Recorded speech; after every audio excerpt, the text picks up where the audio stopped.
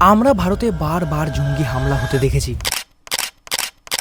এর পিছনে একাধিক জটিল কারণ রয়েছে। এর মধ্যে সামাজিক, রাজনৈতিক, ভূরাজনৈতিক, কূটনৈতিক এবং ধর্মগত কারণও রয়েছে। পাকিস্তান এবং ভারতের শত্রুতা এটা জন্মগত, আজকে বা কালকের এটা হঠাৎ করেই নয়। পাকিস্তান যখন ভারত থেকে আলাদা হয়ে যায় তখন তারা ধর্মগত আলাদা হয়েছিল। তারা পাকিস্তানের ওইটুকু অংশকে নিয়েই সীমাবদ্ধ ছিল না, যেমন তারা আজও দাবি করে কাশ্মীর। এদিকে আমরা ভালোভাবে লক্ষ্য করলে দেখতে পাই বাংলাদেশের একাংশ দাবি করে ভারতের বাংলা, বিহার, উড়িষ্যা তাদের। আমরা হঠাৎ করে এই প্রসঙ্গটাকে টানলাম কেন? এর পেছনে রয়েছে একটা গভীর কাহিনী। আমি রূপম, আর আমার চ্যানেল ডিজিট রূপমের পক্ষ থেকে আজকের ভিডিওতে আলোচনা করব পাকিস্তান ভারতে বারবার কেন জঙ্গি পাঠায় এবং ভারতে বারবার কেন জঙ্গি আক্রমণ হচ্ছে। ঝামেলার মূলে রয়েছে বিদেশি মদত আর সীমান্তবর্তী সমস্যা। ভারতের প্রতিবেশী দেশগুলোতে দীর্ঘদিন ধরে অশান্তি চলছে। কিছু জঙ্গি গোষ্ঠী ভারতের বাইরে প্রশিক্ষণ পায় এবং ছলে বলে কৌশলে ভারতের মধ্যে প্রবেশ করে এবং ভারতের মধ্যে হামলা চালায়। আবার কিছু জঙ্গি গোষ্ঠী ভারতের মধ্যেই প্রশিক্ষণ পায় এবং বিরোধী রাজনৈতিক দলগুলোর সঙ্গে সহমত পোষণ করে। সবাই যে ভারতের বাইরে থেকে হামলা চালানোর জন্য প্ল্যানিং নিয়ে আসছে এমনটা কিন্তু নয়। তারা ভারতে হামলা করার সবচেয়ে বড় সুযোগ পায় ভারতে ধর্মভিত্তিক রাজনীতি হয় বলে। কিছু ধর্মীয় সংগঠন রয়েছে,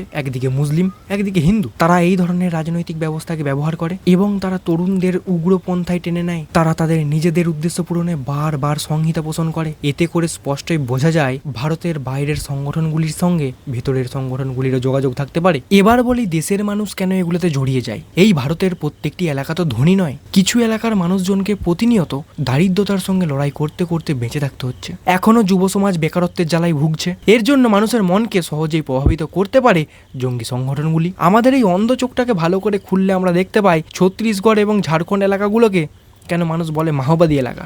এবার মাওবাদী সম্পর্কে বলাটা এই ভিডিওতে সম্ভব নয়। এবার মাওবাদী সম্পর্কে বলতে গেলে ভিডিওটা প্রচুর বড় হয়ে যাবে। আবারও ফিরে আসি মূল ভিডিওতে। গোটা পৃথিবীতে বড় বড় কয়েকটি জঙ্গি সংগঠন রয়েছে, যে জঙ্গিগুলো গোটা বিশ্বের মধ্যে কম বেশি ছড়িয়ে রয়েছে। তারা যদি ভারতের মতো একটা বড় দেশকে ভেঙে টুকরো টুকরো করতে পারে, যদি ভারতকে ভেঙে একটা আফগানিস্তান বা পাকিস্তানের মতো একটা ছোট দেশে পরিণত করতে পারে, তাদেরকে প্রত্যেকটি জনগণ মান্যতা দেবে। ভারত যেহেতু একটি বিশাল বড় দেশ, ভারতের গ্রাম থেকে শহর, প্রত্যেকটি অঞ্চলে, প্রত্যেকটি জায়গায়, প্রত্যেকটি পাড়ায় পাড়ায়, প্রত্যেকটি সীমান্তে শতভাগ নিরাপত্তা দেওয়া কখনোই সম্ভব নয়। গত কয়েক বছরে পরপর এতগুলো হামলার ফলে ভারতের গ্রাম থেকে শহরে অনেকটা নিরাপত্তা উন্নত হয়েছে। এখানে সবচেয়ে বড় গুরুত্বপূর্ণ বিষয় হলো দেশের সাধারণ মানুষের সঙ্গে যুক্ত নয়। ভারত সরকার, ভারতের সেনা, গোয়েন্দা সংস্থাগুলো অনেকটাই জঙ্গিদের কাছ থেকে আসা হুমকি কমাতে সাহায্য করেছে। তাই বাইরে থেকে আগত ছোট ছোট হামলাগুলোকে আটকাতে সক্ষম হচ্ছে। অবশ্য এই বিষয়টাকে নিয়ে বলতে গেলে ভারতের বর্তমানকে বোঝার জন্য অতীত জানা অত্যন্ত গুরুত্বপূর্ণ। ভারত ভাগের সময় হিংসা, মারামারি, দ্বন্দ্বে মানুষ লিপ্ত হয়। তখন থেকেই এক শ্রেণীর মানুষের মধ্যে একটা মানসিক আঘাত সৃষ্টি করেছিল। তার প্রভাব কিছু অঞ্চলের মানুষ এখনো ভুলতে পারেনি, যেমন কাশ্মীর, যাদের পরিচয় রাজনীতি এবং ভূখণ্ডের সঙ্গে জড়িয়ে রয়েছে।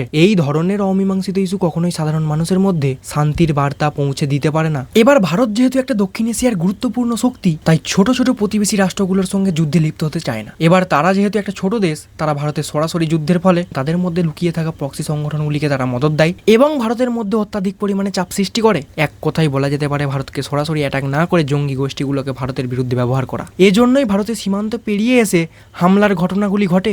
ভারতে অনেক সময় মিথ্যা অপপ্রচার এবং প্রোপাগান্ডা ছড়ানো হয়, যার ফলে মানুষ আরো একটু বেশি সহিংস হয়ে ওঠে এবং মানুষের মধ্যে হিংস্রতা বাড়ে।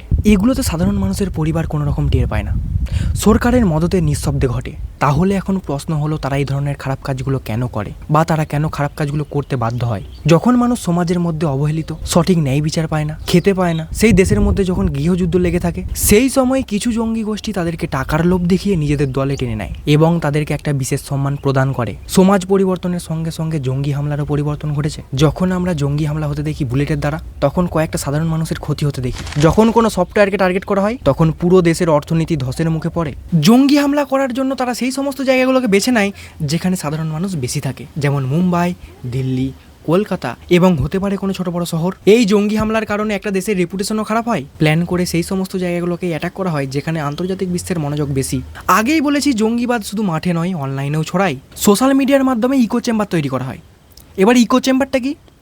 ইকো চেম্বার হলো এমন একটা জিনিস যেখানে একপাক্ষিক চিন্তাধারাকে আরো জোরদার করা হয়। এবার জঙ্গিবাদ কোনো জাতি, ধর্ম বা সাধারণ মানুষের মধ্যে পড়ে না। আসলে এই জঙ্গিবাদ কোনো সাধারণ মানুষের পরিচয় নয়।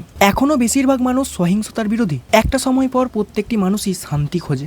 এখনো অনেক বিশেষজ্ঞরা মনে করেন যদি সঠিক শিক্ষা এবং ন্যায় বিচার প্রয়োগ করা হয়, তাহলে জঙ্গি হানা সত্যিই কমানো যেতে পারে। আজকের মতো এটুকুই, পরের অন্য কোনো ভিডিওতে তোমাদের সঙ্গে দেখা হচ্ছে। আর যদি এই চ্যানেলে নতুন হন তাহলে চ্যানেলটা অবশ্যই সাবস্ক্রাইব করে যাবেন।